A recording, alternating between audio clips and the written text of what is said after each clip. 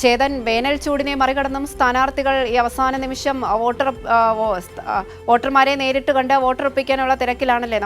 ബാക്കിയുള്ള പ്രചരണങ്ങളെല്ലാം കഴിഞ്ഞു. ഇനി പരമാവധി വോട്ടർമാരെ വീടുകളിലും മറ്റും പോയി നേരിട്ട് കണ്ട് വോട്ടുറപ്പിക്കാനുള്ള തിരക്കിലാണ് സ്ഥാനാർത്ഥികളെല്ലാം. എന്തൊക്കെയാണ് തെരഞ്ഞെടുപ്പ് വിശേഷങ്ങൾ?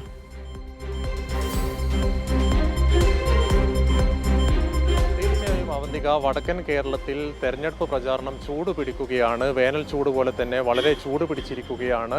എല്ലാ സ്ഥാനാർത്ഥികളും, മൂന്ന് മുന്നണികളെയും സ്ഥാനാർത്ഥികൾ വീട് തോറും കയറിയുള്ള പ്രചാരണവും ഒപ്പം തന്നെ റോഡ് ഷോയുമൊക്കെ പുരോഗമിക്കുകയാണ്. പ്രത്യേകിച്ച് ഇന്ന് കോഴിക്കോട് ജില്ലയെ സംബന്ധിച്ച് പറയുകയാണെങ്കിൽ UDFന്റെ സ്റ്റാർ ക്യാമ്പയിനറായ പ്രതിപക്ഷ നേതാവായ രാഹുൽ ഗാന്ധി ഇന്ന് കോഴിക്കോട് ജില്ലയിലെ വിവിധ നിയോജക മണ്ഡലങ്ങളിൽ നാദാപുരം, പേരാമ്പ്ര, ബാലുശ്ശേരി, കൊയിലാണ്ടി, കൊല്ലത്ത് റോഡ് ഷോയും വിവിധ നിയോജക മണ്ഡലങ്ങളിൽ പ്രചാരണത്തിന് ഉണ്ടായിരുന്നു. ഒപ്പം തന്നെ CPIMന്റെ പോളിറ്റ് ബ്യൂറോ അംഗമായ മറിയം ദാവളെ കോഴിക്കോട് ജില്ലയിലെ വിവിധ ഇടങ്ങളിലും പൊതുയോഗം ഉണ്ടായിരുന്നു. നാളെ ഉച്ചയ്ക്ക് ശേഷം RJD നേതാവും ബീഹാറിൻ്റെ പ്രതിപക്ഷ നേതാവുമായ തേജസ്വി യാദവ് ഉച്ചയ്ക്ക് ശേഷം പേരാമ്പ്ര, വടകര, കൂത്തുപറമ്പ് നിയോജക മണ്ഡലങ്ങളിൽ പൊതുയോഗം ഉണ്ടായിരിക്കുന്നതായിരിക്കും.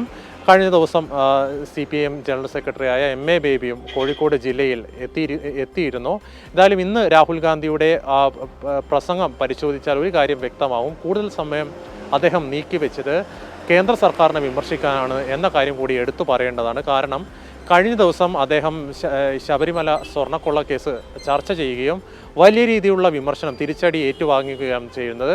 സ്വന്തം നേർക്ക് വെടിയുതിർക്കുന്ന കാഴ്ചയാണ് കാണാൻ വേണ്ടി സാധിച്ചത്. സോഷ്യൽ മീഡിയയിലടക്കം ഈ ശബരിമല സ്വർണ്ണക്കൊള്ള വിഷയം ഉന്നയിച്ചപ്പോൾ ഈ സ്വർണം മോഷ്ടിച്ചവനും സ്വർണം വാങ്ങിയവനും ആരെയാണ് പോയി കണ്ടത്, സോണിയാഗാന്ധിയല്ലേ പോയി കണ്ടത് എന്നുള്ള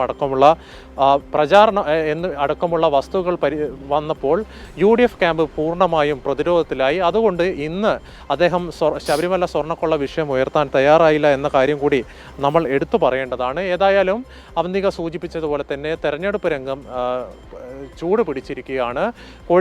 പരമാവധി സീറ്റുകൾ കരസ്ഥമാക്കാനുള്ള ശ്രമങ്ങളിലാണ് മൂന്ന് മുന്നണികളും. കോഴിക്കോട് ജില്ലയിൽ കുറിച്ച് പറയുകയാണെങ്കിൽ കോൺഗ്രസിന് കഴിഞ്ഞ തവണ ഒരു സീറ്റ് പോലും ലഭിച്ചില്ല എന്ന കാര്യം കൂടി എടുത്തു പറയേണ്ടതാണ്. വടക്കൻ മേഖലയിൽ ഒരു സീറ്റ് എങ്കിലും നേടാനുള്ള ശ്രമത്തിലാണ് BJPയും എന്ന കാര്യം എടുത്തു പറയേണ്ടതാണ്. ഏതായാലും അവന്തിക ആമുഖത്തിൽ സൂചിപ്പിച്ച പോലെ തന്നെ വടക്കൻ കേരളത്തിൽ തെരഞ്ഞെടുപ്പ് പ്രചാരണം വളരെ ഊർജിതമായി തുടരുകയാണ്.